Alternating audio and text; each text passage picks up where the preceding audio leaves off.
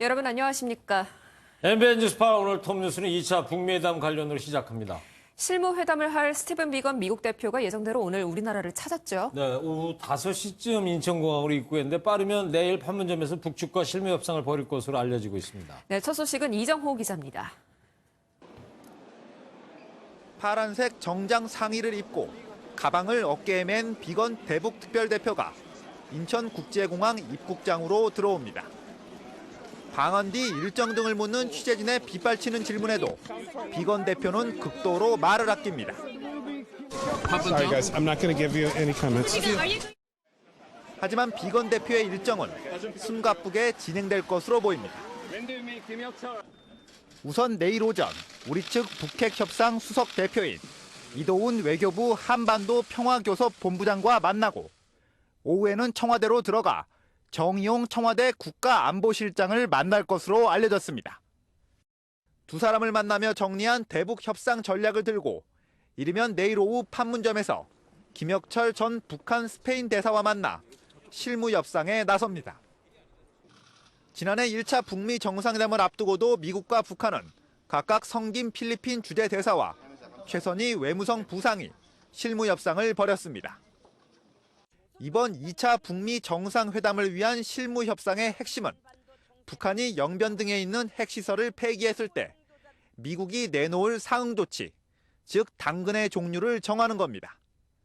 미국은 북한의 비핵화를 위해 인도적 지원이라든지 종전선언을 제시하고 있지만 북한이 진정을 바라는 것은 제재 완화하기 때문에 북미 간에 좀 이견이 좀 크다고.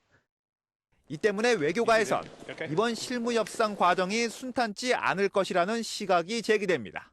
MBN 뉴스 이정호입니다. 북한이 2차 북미 정상회담을 다낭에서 개최하자는 미국의 제안을 받아들였다고 일본 언론들이 보도했습니다. 또 25일 전후로 회담이 열릴 수 있다면서 구체적인 시기까지 언급했습니다. 신재호 기자입니다. 북미 회담 개최지가 베트남 다낭이냐는 질문에 엉뚱한 답변을 내놓았던 트럼프 대통령. Gee, Da Nang. Who does Da Nang remind me of, huh? 일본 아사히 신문은 북미 정상회담 장소로 미국이 제안한 베트남 다낭에 북한이 동의했다고 보도했습니다. 보도에 따르면 북한은 당초 김정은 위원장의 경호를 이유로 평양이나 판문점을 원했지만 미국이 양측의 부담이 없는 아시아 지역을 희망하면서 베트남으로 개최국이 합의됐습니다. 또 북한은 자국의 대사관이 있는 하노이를 개최지로 밀었지만 미국은 하노이에 비해 경비가 쉬운 다낭을 희망했습니다. 이에 북한이 시기나 장소를 고집하기보단 회담을 여는 것이 먼저라는 중국의 조언에 따라 미국의 다낭 개최 제안을 받아들인 것으로 알려졌습니다. 일본 NNN도 2차 북미 정상회담이 다낭에서 열리는 방향으로 최종 조율 중이라고 보도하며 다낭 개최설에 힘을 실었습니다.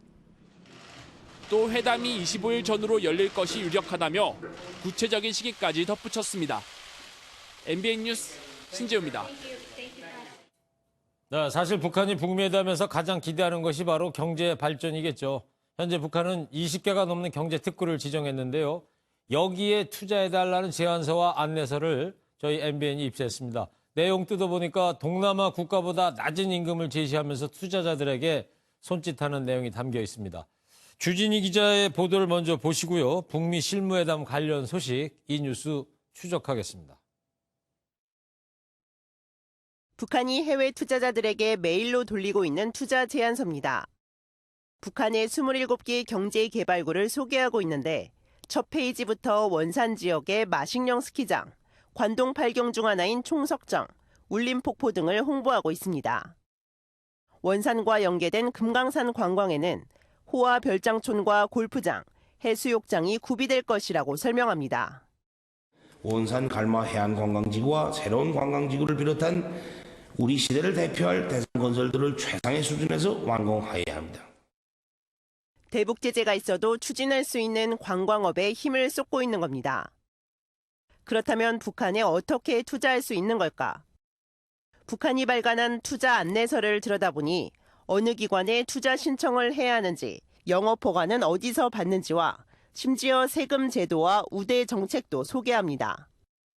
특히 북한 노동자 임금을 월 30유로, 즉 한 달에 3만 8천 원 정도로 소개해 베트남 같은 동남아 국가의 5분의 1 수준인 게 눈에 띕니다. 노동시간도 주 6일 48시간으로 공산국가 특성상 파업도 없습니다. 북한에 투자를 하게 되면 양질의 북한의 노동자를 하게 되면 경쟁력이 충분히 있다는 것을 대외적으로 보여줌으로써 적극적으로 외자 유치를 이끌어내기 위한 북한은 투자 안내서에서 2013년 당시 북한 1인당 GDP를 1,013달러로 밝혀 외자 유치를 위해 경제 지표를 처음으로 공식 발표하기도 했습니다. MBN 뉴스 주진입니다. 오늘 비건 대표가 방한하면서 이르면 내일 있을 북미 실무회담에 관심이 쏠리고 있습니다. 이번 협상 테이블에는 비건 미국 대표의 새로운 카운터 파트너인 북한 김혁철 전 스페인 주재대사가 나서게 되는데요. 어떤 인물인지 지금부터 정치부 김근희 기자와 이 뉴스 추적해 보도록 하겠습니다. 김근희 기자, 네. 북미 2차 정상회담 앞두고 갑자기 김혁철이라는 이 생소한 인물이 등장을 했습니다. 네. 김혁철 전 대사가 언제부터 이 주목받은 인물이었습니까? 네, 먼저 사진을 한 장 준비했는데요. 네. 지금 함께 보시면 이 사진이 김영철 노동당 부위원장이 지난달에 미국을 찾아 트럼프 대통령과 만났을 때 모습입니다. 집무실이네요? 그렇습니다. 네. 그 오른쪽에는 폼페이오 국무장관과 비건 대표가 앉아 있고요. 가운데 쪽에 위치해 있는 것이 바로 김영철 부위원장을 비롯한 북측 인사들입니다. 예. 김 부위원장 바로 옆이 박철 전 유엔 북한 대표부 참사관, 그 옆이 김성애 통일전선부 실장, 그리고 가장 안쪽 인물이 바로 김혁철 전 스페인 주재대사입니다. 네, 며칠- 표시가 돼 있는 거죠. 네, 그렇습니다. 며칠 뒤 폼페이오 장관이 이 자리에서 비건 대표가 새로운 카운터 파트너를 만났다고 말해 관심이 쏠렸는데요. 네. 현재 시각으로 지난 31일 비건 대표가 이중 김혁철 전 대사가 자신의 카운터 파트너라고 처음 공식적으로 밝힌 겁니다. 네. 자, 김혁철 전 대사가 이제 40대 중후반으로 우리한테는 좀 알려져 있는 거 아닙니까? 네. 미국의 비건 대표가 이제 63년생이고 이도훈 우리 측 본부장이 62년생. 이 두 사람은 이제 50대인 걸 감안한다면 지금 김혁철 저 스페인 전 대사는 나이가 젊은 거예요? 네. 어떤 인물이에요? 네, 일단 아무래도 북측 인사다 보니까 공식적인 정보가 많지는 않습니다. 예. 일단 외교관 집안의 금수저 출신이라고 하는데요. 아, 그렇습니까? 평양 외국어대를 졸업하고 외무성에 들어가 고속 승진을 거듭한 것으로 알려졌습니다. 2014년부터 스페인 주재 초대 북한 대사로 활동했는데 북한의 핵실험으로 2017년에 추방됐습니다. 네. 우리 외교부 고위당국자에 따르면 현재는 우리 청와대와 같은 북한 국무위원회 소속이라고 합니다. 즉 우리로 치면 40대에 해외에서 대사를 맡았다가 돌아와 청와대에서 근무하는 거죠. 네, 정말 뭐 승승장구하는 인물이군요. 이렇게 젊은 나이에 승승장구할 정도면 어떤 배경이 있을 것 같은데 북한 외무성이 체계적으로 키워온 인물이다. 이런 이야기도 들리던데요. 네, 김혁철 전 대사와 함께 일했던 태영호 전 공사의 평가입니다. 네. 우리의 외교부 장차관급인 리용호 외무상과 김기관 외무성 제1부상이 체계적으로 양상한 전략형 인물이다라고 표현했습니다. 그렇군요. 북한 외무성에는 외교 전략을 짜는 정책 부서인 숫자를 딴 구국이라고 있는데요. 예. 김혁철 전 대사가 외무성에서 처음 들어간 부서가 바로 여기라고 합니다. 이때 구국을 담당한 리용호 외무상이 오랫동안 김 전 대사를 밑에 두고 키웠으며 김계관 일부상도 각별히 챙겼다고 합니다. 이렇게 북한 외무성에서 전략적으로 키운 인물이 북미 협상에 깜짝 등장한 거죠. 네, 그렇군요. 그렇다면 말이죠. 김혁철 전 대사가 등장한 의도를 눈여겨봐야 할 것 같은데 그 의도가 뭘까요? 네, 김혁철 전 대사가 외교관이지만 핵 문제에 있어서 굉장히 해박하다고 합니다. 그래요? 러시아, 중국 등에서 근무했기 때문인데 핵 전문 용어는 물론 북한의 각종 미사일 사거리도 줄줄 외울 정도라고 합니다. 이번 북미 2차 정상회담은 상징적 의미가 컸던 1차 회담과 달리 북한의 비핵화에 대한 보다 구체적인 협상이 이뤄져야 합니다. 그렇다 보니 북한이 실무회담에서부터 핵 전문가를 발탁한 것 아니냐는 해석이 나옵니다. 그렇군요. 그런데 지난달 스웨덴에서 실무회담이 열렸을 때 그 북한 최선희 부상과 비건 대표가 만나지 않았습니까? 그러면 앞으로 최선희 부상 역할은 어떻게 되는 거예요? 네, 일각에서는 북한이 최선희에서 김혁철로 단순 교체한 것이 아니라 예. 최선희와 김혁철을 투트랙으로 협상에 나서려는 것 아니냐 이런 해석이 나옵니다. 네. 즉 종전선언 등 평화체제는 최선희 부상이 영변 핵시설 폐기 등 비핵화는 김혁철 전 대사가 맡을 수 있다는 거죠. 종전선언과 달리 비핵화 문제는 향후 사찰과 검증 방식 등 구체적 논의를 둘러싸고 북미 간 입장차가 클 수밖에 없습니다. 네. 이에 북한이 협상 책임자를 2명으로 나누어 투트랙으로 접근하려는 것 아니냐는 분석이 나오고 있습니다. 네, 알겠습니다. 자, 2차 정상회담 앞두고 북미 간의 치열한 수싸움이 이제 시작된 것 같습니다. 이르면 내일 김혁철 전 대사, 비건 대표가 만나서 과연 어떤 담판을 내놓을 것인지 지켜보도록 하겠습니다. 지금까지 정치부 김근희 기자였습니다. 네, 지금부터는 사건 사고 소식 전해드리겠습니다. 20대 비정규직 청년 김용균 씨가 컨베이어 벨트 사고로 숨진 지 2달도 채 안 된 상황에서 어제 인천에서도 똑같은 사고가 났습니다. 50대 노동자가 숨졌는데 경찰은 안전규칙을 준수했는지 조사하고 있습니다. 안병욱 기자입니다. 소방관들이 기계를 이용해 컨베이어 벨트를 벌리고 그 사이에 끼어있던 한 남성을 밖으로 꺼냅니다. 자동차 부품 공장에서 일하던 50대 배모 씨가 오작동을 일으킨 기계를 점검하다 컨베이어 벨트에 낀 겁니다. 계단식 컨베이어 벨트였는데요. 사다리 올라가는 부분이 좀 미끄러웠다고 현장에 계시던 분이 그렇게 말씀을 하시더라고요. 소방대원들이 구조 활동을 벌였지만 배 씨는 결국 현장에서 숨졌고 인근 병원으로 이송됐습니다. 배 씨는 설 연휴 첫날인 사고 당일 야간 근무를 위해 출근했다, 이런 참변을 당했습니다. 경찰은 정확한 사고 경위와 안전규칙 준수 여부 등을 살펴볼 방침입니다. 사고 현장 동료들도 불러서 조사를 했고요. 안전 책임자나 그런 분들은 사적으로 소환해서 조사할 예정입니다. 이에 앞서 어젯밤 8시 50분쯤 대구에선 미군 22살 A 병장이 지하철역 앞에서 여대생을 성추행한 사건이 발생했습니다. 경북 외관에 있는 캠프 캐럴 소속의 이 미군은 출동한 경찰관의 얼굴과 몸을 발로 찬 혐의도 받고 있습니다. 경찰은 소파, 즉 주둔군 지휘 협정에 따라 A 병장을 우선 미 헌병대로 인계하고 추후 조사를 진행할 예정입니다. MBN 뉴스 안병욱입니다. 얼마 전 대구에서는 10대 청소년들이 어깨를 부딪혔다는 이유로 20대 남성을 집단 폭행해 6명이 체포되는 일이 있었는데요. 경찰이 주변 CCTV를 확보해서 폭행에 가담한 청소년 2명을 추가로 검거했습니다. 심우영 기자입니다. 10대 청소년들이 20대 남성을 넘어뜨리더니 점퍼 윗부분을 잡고 내던집니다. 그리고는 주먹으로 얼굴을 사정없이 때리는가 하면 얼굴을 발로 차버립니다. 폭행을 당한 남성의 얼굴을 붙잡아 때리고 발로 차는 등 잔인한 폭행은 계속됩니다. 여기저기 끌려다니며 폭행을 당하던 20대 남성이 실신하자 10대들은 곧바로 달아납니다. 지난 19일 10대 청소년들이 어깨가 부딪혔다는 이유로 시비가 붙자 이를 말리던 20대 남성을 폭행해 갈비뼈와 눈뼈가 골절되는 중상을 입혔습니다. 사과 연락 한 통도 없는 상태고 제가 봤을 때는 반성의 기미도 없어 보이고 일단 꼭 제대로 된 처벌을 좀 내려줬으면 좋겠고. 애초 경찰은 10대 청소년 6명을 검거했다가 CCTV를 통해 폭행에 가담한 청소년 2명을 더 붙잡았습니다. 폭행전과라든지 절도전과, 사기전과 이런 거 있습니다. 일부는 자퇴당하고 학생 신분이면서 이렇게 범죄행위 저지르고. 경찰은 붙잡힌 10대 청소년 8명 중 폭행 정도가 심한 10대들에 대해선 구속영장을 신청할 방침입니다. MBN 뉴스 심우혁입니다. 경북 구미의 한 원룸에서 함께 살던 후배를 살해하고 차 트렁크에 유기하고 달아난 용의자 2명을 경찰이 추적 중이었는데요.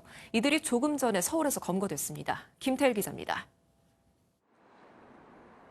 지난달 28일 경북 구미에서 20대 남성이 차 트렁크에서 숨진 채 발견됐습니다.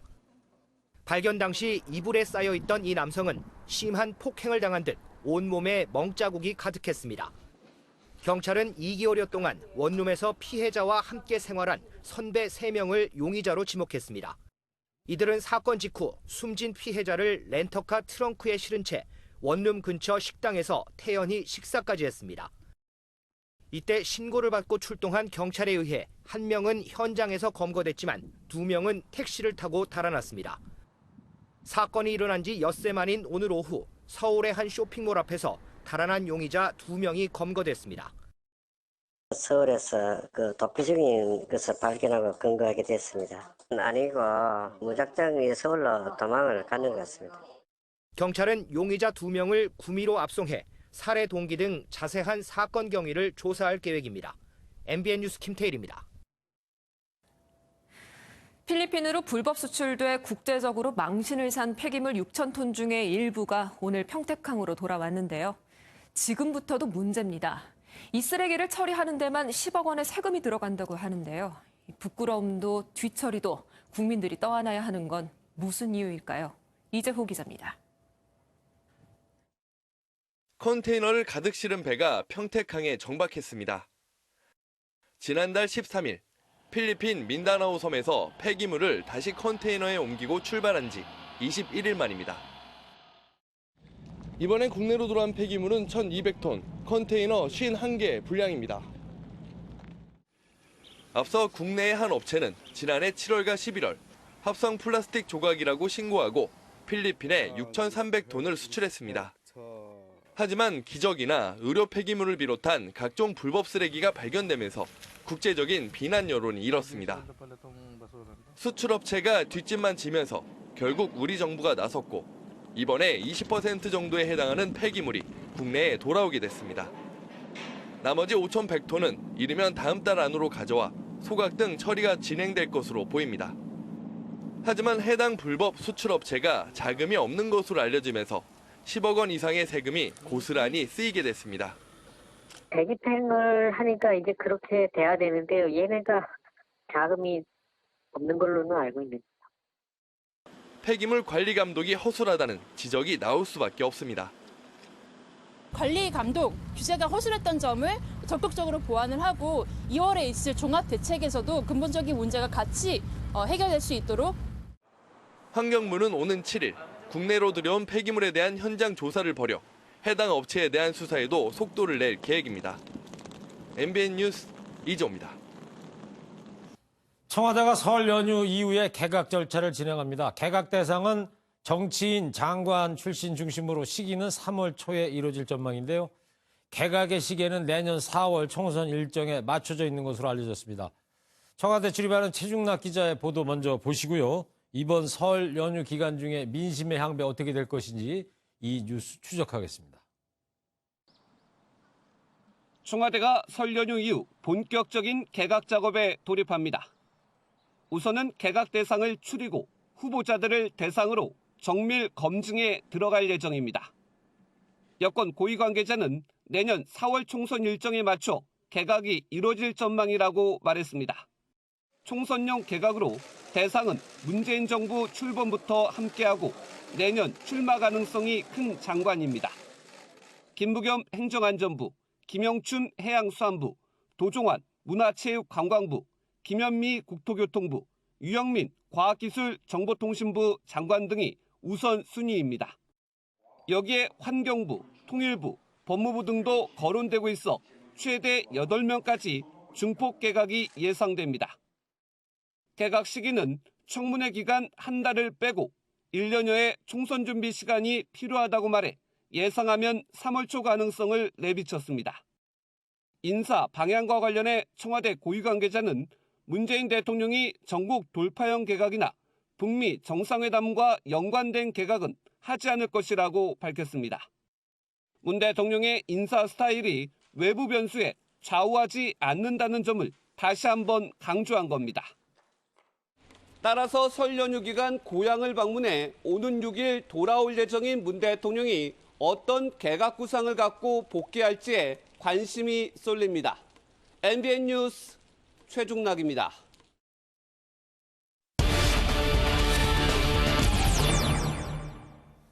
네, 설에 가족과 친척들끼리 쭉 둘러앉다 보면 경제 얘기하고 정치 얘기하면서 누가 잘한다 못한다 평가하는 말들 많이 나누지 않습니까?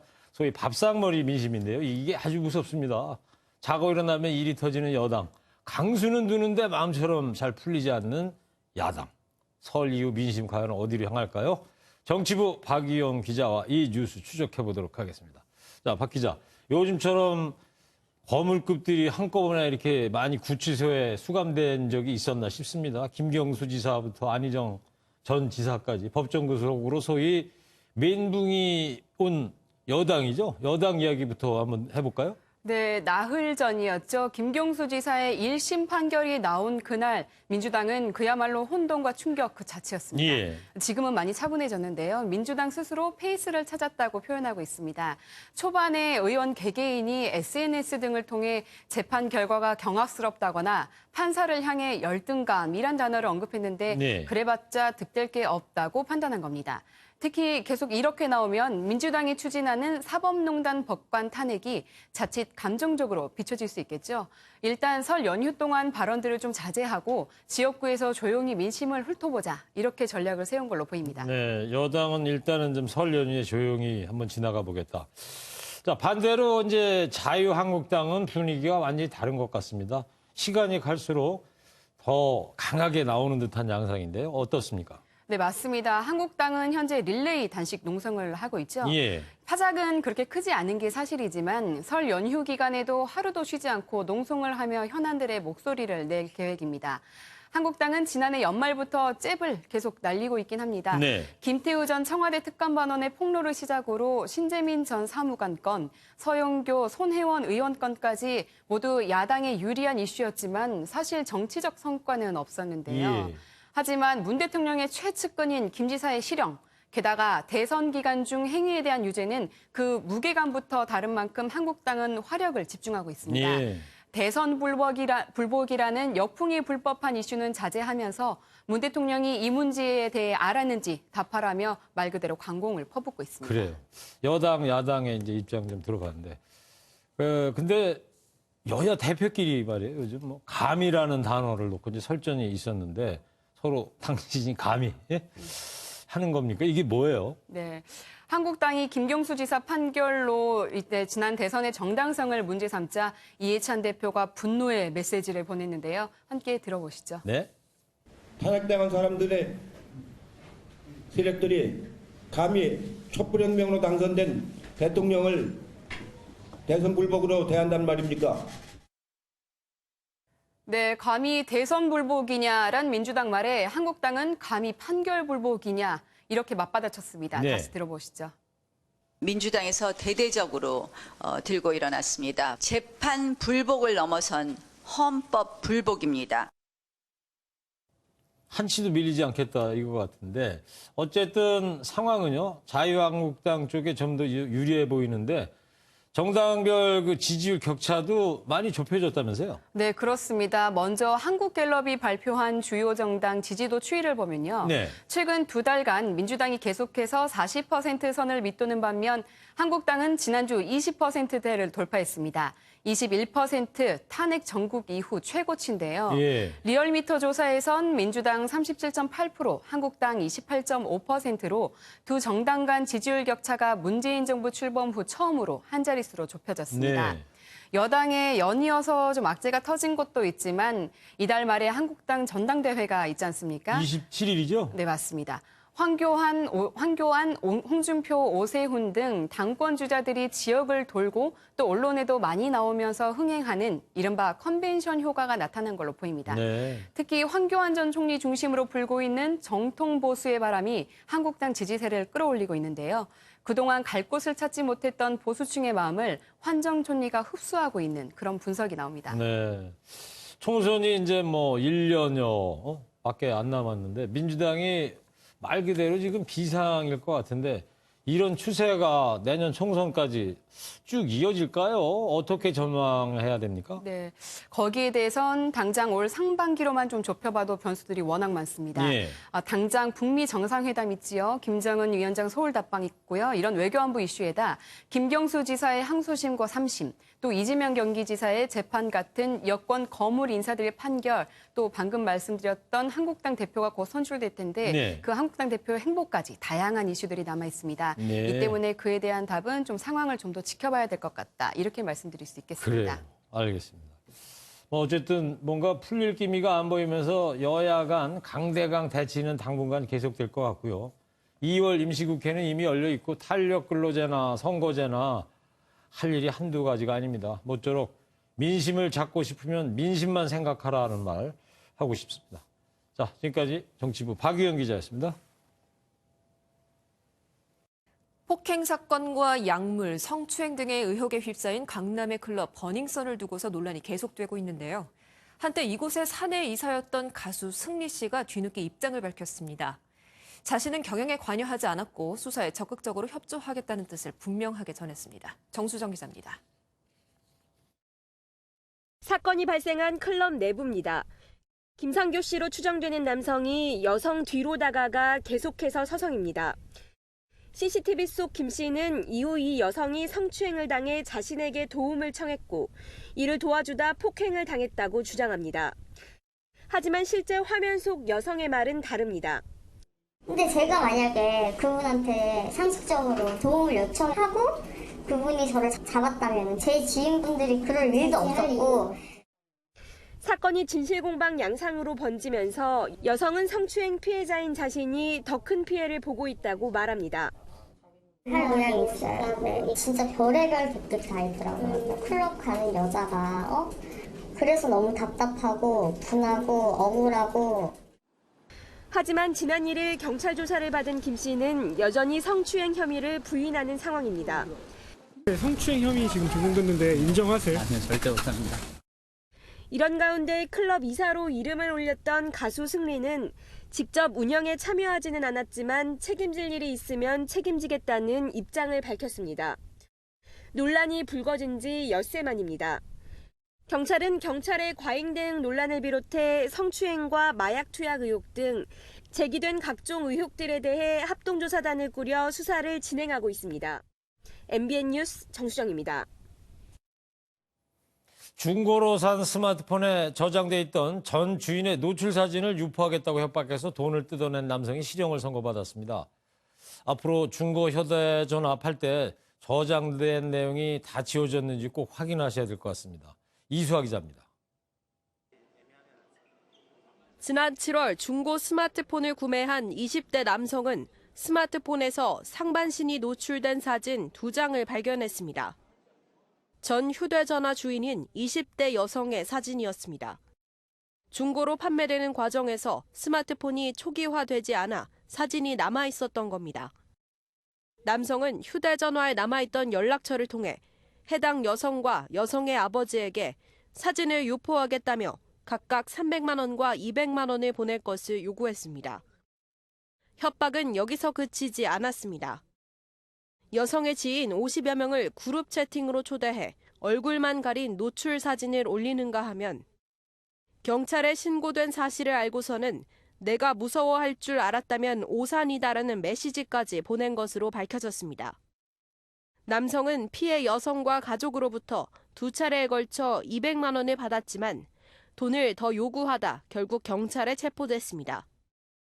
재판부는 노출 사진을 유포하겠다고 협박하는 등 죄질이 좋지 않고 이전에도 사기 사건으로 처벌을 받은 전력이 있다며 남성에게 징역 10월을 선고했습니다.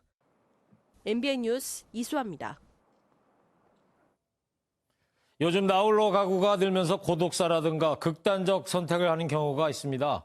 이럴 경우에 또 다른 문제가 생기는데요. 바로 반려동물의 처리 문제입니다. 주인이 떠난 자리에 홀로 남아서 쓸쓸한 죽음을 맞이하는 슬픈 상황이 생깁니다. 그 실태를 취재했습니다. 박상호 기자입니다. 동물보호단체가 한 손에 케이지를 들고 황급히 빌라로 들어갑니다. 아무도 없는 집안에 강아지 한 마리가 덜덜 떨고 있습니다. 무서웠어. 괜찮아.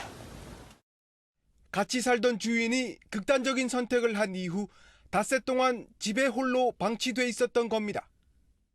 크게 외상이나 그런 건 없고 애가 너무 놀란 것 같다. 지난 2015년 여름 서울에선 견주가 갑자기 구치소에 수감되면서 키우던 강아지가 집안에 2주 동안이나 갇혀 있었습니다. 탈진 증세를 보인 강아지는 뇌신경 손상으로 끝내 숨졌습니다. 동물보호법은 학대를 받은 반려동물을 자치단체가 보호 조치하도록 규정하고 있습니다. 하지만 주인이 숨지거나 구금되는 등 불가피하게 반려동물을 방치한 경우에는 법적으로 보호할 근거가 없습니다. 저희가 임의대로 데리고 올 수 있는 그런 환경도 되지 않고요. 설령 또 그래서 힘들게 구조를 했다 하더라도 보호해야 할 그런 시설이나 공간 자체가 없는 긴급 보호가 필요한 동물을 자치단체가 인수, 보호, 분양하도록 조례를 개정한 곳은 서울과 부산 두 곳뿐. 이마저도 부산시는 아직 예산이 없어 유명무실한 상황입니다. MBN 뉴스 박상호입니다.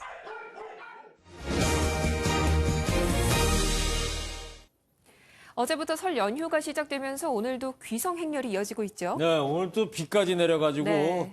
막히는 데가 많이 있을 것 같아요. 네. 자, 그렇다면요. 이 시각 고속도로 상황 한번 알아볼까요? 네, 취재 기자 서울요금소에 나가 있죠? 네. 자, 홍조한 기자 소식 전해주십시오. 네, 저는 지금 서울요금소에 나와 있습니다. 설 연휴 이틀째인 오늘 이곳 서울요금소에는 귀성 차량이 계속해서 몰리고 있습니다. 설상가상으로 비까지 겹친 가운데 전국 고속도로 곳곳에서도 차량 정체가 나타나고 있는데요. 자세한 교통 상황 CCTV 화면으로 보시겠습니다. 먼저 경부고속도로 옥산휴게소 부근입니다. 왼쪽 서울 방향은 도로가 뻥 뚫려 있지만 오른쪽 부산 방향으로는 차량이 가다서기를 반복하며 다소 답답한 흐름을 보이고 있습니다. 이번에는 서해안고속도로 서평택 나들목 목포 방향으로 넘어가 보겠습니다. 조금 전까지만 해도 정체가 심했지만 지금은 소통이 원활합니다. 마지막으로 중부고속도로 남이천 나들목 부근입니다. 별다른 정체는 없지만 빗길로 인해 차들이 느린 걸음을 이어가고 있습니다. 현재 서울요금소에서 부산까지는 5시간, 대전까지는 2시간 10분, 광주까지는 3시간 50분, 강릉까지는 2시간 50분 정도 걸립니다. 한국도로공사는 오늘 낮 3시 절정에 달했던 차량 정체가 밤 10시쯤이면 해소될 것으로 내다봤습니다. 또 설날 전날인 내일이 되면 막바지 귀성객까지 몰리며 정체는 더욱 심해질 것으로 보인다고 밝혔습니다. 그리운 가족들을 만나러 가는 귀성길, 안전운전 하시기 바랍니다. 지금까지 서울요금소에서 MBN 뉴스 홍주환입니다. 그렇죠. 고향집 오며 가면서 안전운전은 필수입니다. 설 연휴 고속도로엔 경찰이 하늘에 드론을 띄우고 또 땅에서는 암행 순찰차를 동원해서 특별 단속에 나섭니다. 과속은 금물, 뒷자리 안전띠도 한 번 더 살펴보시기 바랍니다. 이혁근 기자입니다. 고속도로에서 운전 중에 휴대전화를 사용한 운전자. 암행 순찰차가 바로 단속에 나섭니다. 모닝 차량, 저희 순찰 따라오세요, 모닝 차량. 통화를 하게 되면 전방 주식 의무가 소홀해질 수 있겠죠. 통화건, 문자건, 화면을 터치하는 거건 모든 게 다 금지되어 있습니다. 하위 차로로 달려야 하는 화물차가 상위 차로를 욕심내다 여지없이 단속에 걸립니다. 지정차로 위반 모르셨어요? 아니 잠깐 다른 데 신경 쓰다가 잊어버렸어요. 이번엔 과속에 안전거리도 지키지 않는 도로에 무법자가 나타났습니다. 방향 지시등도 켜지 않고 차선을 2개씩 넘나들며 위험천만한 운전을 합니다. 한 군데 걸릴 때가 있어가지고 빨리 좀 가야 될 때가 있어요. 조금 더 빨리 가겠다고 과속하고 그다음에 갓길을 주행하고 또 지그재그 운전을 하면서 가는 것은 난폭 운전에 해당됩니다. 경찰은 설 연휴 마지막 날인 6일까지 전국 주요 고속도로에 암행 순찰차와 드론을 투입해 얌체 운전을 단속할 계획입니다. MBN 뉴스 이혁근입니다. 올해 우리나라 전체 가구에서 1인 가구가 차지하는 비중이 30%에 육박할 전망입니다. 지난 1990년 9%에 그쳤던 1인 가구 비중은 2015년 26.5%까지 늘었고 오는 2035년에는 34%에 이를 것으로 조사됐습니다.